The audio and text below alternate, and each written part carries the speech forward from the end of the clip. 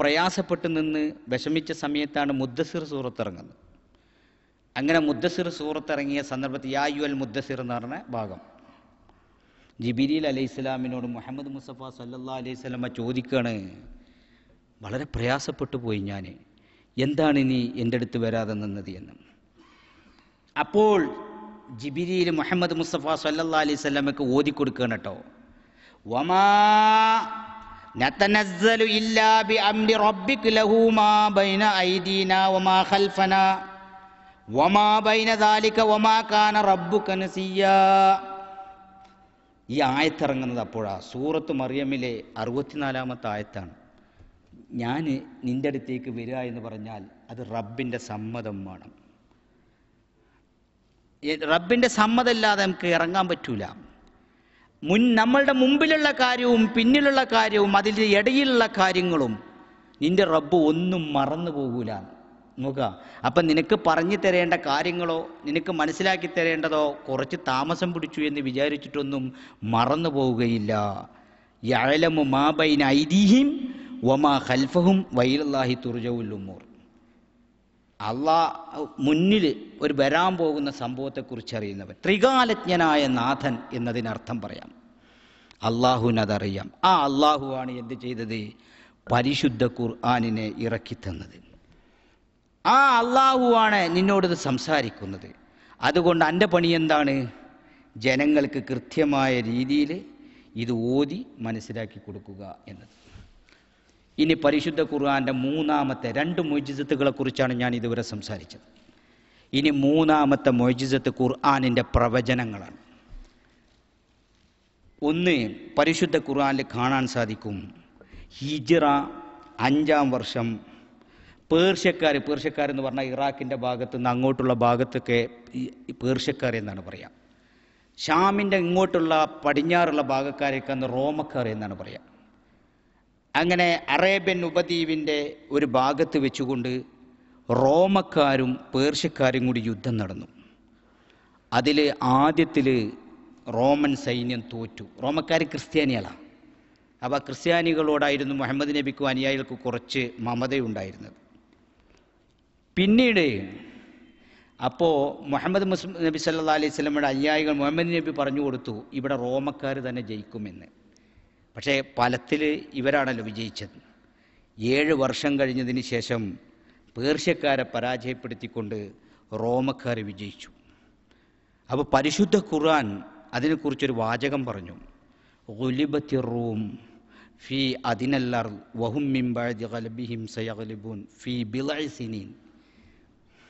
ROM വിജയിക്കും, അവർക്കായിരിക്കും ആധിപത്യം ഉണ്ടാവുക. അത് ഏകദേശം ബിളഇ സിനീൻ, കുറച്ചു കാലം, ഒരു 7 വർഷം 10 വർഷത്തിന് താഴെ കൊണ്ട് എന്ന് പരിശുദ്ധ ഖുർആൻ സംസാരിക്കണം. മുഹമ്മദ് നബിക്ക് അത് പറയാൻ കഴിയണമെന്നുണ്ടെങ്കിൽ അത് അള്ളാഹുവിൻ്റെ അടുത്തു നിന്നുള്ള കലാമായാൽ തന്നെ കഴിയുള്ളൂ. പിന്നെ മറ്റൊരു വലിയൊരു പ്രത്യേകത ഈ പരിശുദ്ധ ഖുർആൻ്റെ നിങ്ങൾക്കറിയാം. നബി തിരുമേനി സല്ലല്ലാഹു അലൈഹി വസല്ലമ അർഖം സഹാബിയുടെ വീട്ടിൽ വെച്ചാണ് ഈ പ്രബോധനം തുടങ്ങുന്നത്. അവിടെ 2 കൊല്ലമായപ്പോഴേക്ക് അർഖം സഹാബിയുടെ ബാപ്പ കണ്ണ് കാണാത്ത മനുഷ്യനായിരുന്നു. അബൂ ജഹലിൻ്റെ അടുത്ത കൂട്ടുകാരനായിരുന്നു.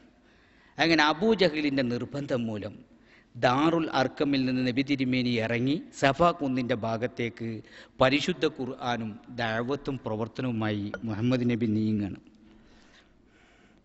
ആ ഇറങ്ങുമ്പോൾ അവിടെ വെച്ചുകൊണ്ട് മക്കിയായ ഒരു ആയത്തിറങ്ങാണ്, വമാ ഹുവ ഇല്ലാ ദിക്റുൽ ലിൽ ആലമീൻ. 40 ആള് തികയില്ല. ഇത് പ്രബോധനം ചെയ്യാൻ ഒരു മണ്ണിൽ 1 ഇഞ്ച് ഭൂമിയില്ല, ഒരു സ്ഥലമില്ല. അവിടെ വെച്ചുകൊണ്ട് ജിബിരിയിൽ വന്നുകൊണ്ട് സഫാ കുന്നിൻ്റെ മുകളിൽ വെച്ചുകൊണ്ട് മുഹമ്മദ് നബിയോട് പറയുന്നു, വമാ ഹുവ ഇല്ലാ ദിക്റുൽ ലിൽ ആലമീൻ. ഇത് ലോകങ്ങളുള്ള ജനങ്ങൾക്കുള്ള ഉത്ബോധനമാണ് എന്ന്. ഒരു അത്ഭുതമല്ലേ? ഒന്ന് ആലോചിച്ച് നോക്കി നിങ്ങൾ. കിടന്നുറങ്ങാൻ പോലും ഒരു ഇരിപ്പിടമില്ലാത്ത ഒരു മനുഷ്യനോട് വന്നിട്ട് പറയുന്നു, ഇതാ അനക്ക് പൂങ്കാവനമുണ്ട്, അല്ലെങ്കിൽ അനക്ക് ഇത്രത്തോളം സൗഭാഗ്യങ്ങൾ വരും എന്നൊക്കെ ആ മനുഷ്യനോട് പറഞ്ഞാൽ വിഡ്ഢി എന്നല്ലാതെ അയാൾ മനസ്സിൽ പറയൂ. പക്ഷേ ജിബിരീൽ എന്ന് പറയുന്ന റൂഹുൽ അമീൻ, ബലദുൽ അമീൻ എന്ന വിശ്വാസമായ മക്കയിൽ വെച്ചുകൊണ്ട് അൽ-അമീൻ എന്ന് പറഞ്ഞ പ്രവാചകന് പരിശുദ്ധ ഖുർആന്റെ വഹയ്യ് എത്തിച്ചു കൊടുക്കണം. ഏറ്റവും വലിയ അത്ഭുതം അതെന്ന താരീഖ് അൽ-ഇസാബയിൽ കാണാം. ഈ ആയത്ത് ഇറങ്ങുമ്പോൾ 40 പേര് മാത്രമാണ് ഉണ്ടായിരുന്നതെന്ന്. വമാ ഹുവ ഇല്ലാ ദിക്റുൽ. ഇത് ലോകത്തുള്ള ജനങ്ങൾക്ക് ഉത്ബോധനമാണ്. കമ്മ്യൂണിക്കേഷനോ അല്ലെങ്കിൽ അങ്ങനെയുള്ള ഒരു സൗകര്യങ്ങളോ ഒരു ചുറ്റുപാടുകളോ ഇല്ലാത്ത ആ സന്ദർഭത്തിലാണ് അത്. ഇനി രണ്ടാമത്തെ മുഹമ്മദ് നബി സല്ലല്ലാഹു അലൈഹി വസല്ലമയുടെ മക്കയുമായി ബന്ധപ്പെട്ടുകൊണ്ട് പരിശുദ്ധ ഖുർആൻ നടത്തുന്ന അത്ഭുതമായ മറ്റൊരു പ്രവചനമുണ്ട്. വഇൻ കാദൂ ലിയസ്തഫിസൂനക മിനൽ അർളി. നിന്നെ അവർ നാട് കടത്താറായി. നബി തിരുമേനി സല്ലല്ലാഹു അലൈഹി വസല്ലമയുടെ ഹിജ്റയുമായി ബന്ധപ്പെട്ടുകൊണ്ട് സൂറത്ത് ഇസ്രായിൽ ഇറങ്ങിയ ആയത്താണിത്. ലിയഖ്റുജൂക മിൻഹ. അന്നെ ഈ നാട്ടിൽ നിന്ന് ഒരു പുറപ്പെടുവിക്കുകയും നിന്നെ മിരട്ടി ഓടിക്കുകയുമാണ്. എന്നാൽ വഇദൻ ലാ യൽബസൂന ഖിലാഫക ഇല്ലാ ഖലീല. അന്നെ നാട് കടത്തിയ ആൾക്കാരുണ്ടല്ലോ, അവർ കുറച്ച് കാലം കൂടി, ഒരു 2 കൊല്ലം കൂടിയൊക്കെ ഈ ഭൂമിയിൽ ജീവിക്കുള്ളൂ. വലീദ്, ഉത്ബത്ത്, ശൈബത്ത് ഇവരെല്ലാവരും ബദറിലെ ഖലീബ് എന്ന് പറഞ്ഞ ആ കിണറ്റിലേക്ക് മുഹമ്മദ് നബി സല്ലല്ലാഹു അലൈഹി വസല്ലമ തന്നെ വലിച്ചെറിഞ്ഞു. എന്നിട്ട് അവിടെ വെച്ചുകൊണ്ട് ചോദിക്കുന്നുണ്ട് അവരോട്, നിങ്ങൾക്കിതൊക്കെ ബോധ്യമായില്ലേ? ഞാൻ ഈ പറയുന്ന സംഗതികളൊക്കെ നിങ്ങൾക്ക് ബോധ്യമായില്ലേ എന്ന് അവരോട് ചോദിക്കുന്നുണ്ട്. അപ്പോൾ പരിശുദ്ധ ഖുർആൻ നടത്തിയ അത്. എന്നിട്ടോ സൂറത്ത് ഖമറിൽ കാണാം, ആ ചെറിയ സംഘം അവരെ മിരട്ടി ഓടിക്കുകയും ചെയ്തു എന്ന് പരിശുദ്ധ ഖുർആൻ അവരെക്കുറിച്ച് സംസാരിക്കുന്നുണ്ട്. നോക്ക്, ഇത് ഒരു മുഹമ്മദ് മുസ്തഫ സല്ലല്ലാഹു അലൈഹി വസല്ലമക്ക് സ്വന്തം പറയാൻ കഴിയുന്ന കാര്യമല്ല. നീ പോകുമ്പോൾ എൻ്റെ പിന്നിലുള്ള ആളുകളുണ്ടല്ലോ, എന്നെ ഉപദ്രവിക്കുന്നവർ, അവരൊരു പൊടി ഇവിടെ ഉണ്ടാവില്ല എന്നതാണ്.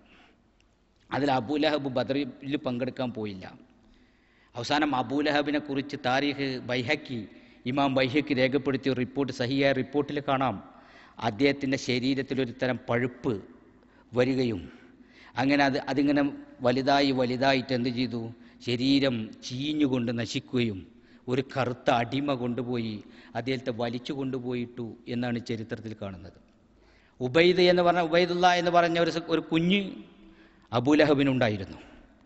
ആ അബൂലഹബിൻ്റെ മോനെ ഷാമിലേക്ക് പോകുമ്പോൾ ഒരു ഹിംസ്ര ജന്തുക്കൾ അവിടെ വെച്ചുകൊണ്ട് കടിച്ചു കീറുകയാണ് ആ കുഞ്ഞിനെ. മുഹമ്മദ് നബിയുടെ മുഖത്തേക്ക് തുപ്പിയ വ്യക്തിയായിരുന്നു ആ മനുഷ്യൻ. അതുകൊണ്ടാണ് നോക്കുങ്ങളെ, മക്കയിൽ വളരെ കുറച്ച് മനുഷ്യന്മാർ അവിടെ വെച്ചുകൊണ്ട് ഖുർആൻ പറയാ, തബ്ബത് യദാ അബീ ലഹബിൻ വതബ്ബ് മാ അഗ്ന അൻഹു മാലുഹു വമാ കസബ്. അത് മുഹമ്മദ് നബിക്ക് പറയാൻ കഴിയൂല. കാരണം എന്താ? അൻസാർ റളിയല്ലാഹു അൻഹുവിനെ ഉഹദിൽ കൊന്ന വഹ്ശി മുസ്ലിമായിക്കണേ. വഹ്ശി മുസ്ലിമായി, എത്രയോ മനുഷ്യന്മാർ മുസ്ലിമായി. പക്ഷെ അബൂലഹബ് മുസ്ലിമായില്ല. ഇങ്ങനെ നശിച്ചു പോവുകയാണ് ചെയ്തത്. അബൂലഹബിൻ്റെ മക്കളും അങ്ങനെയാണ് നശിച്ചത്.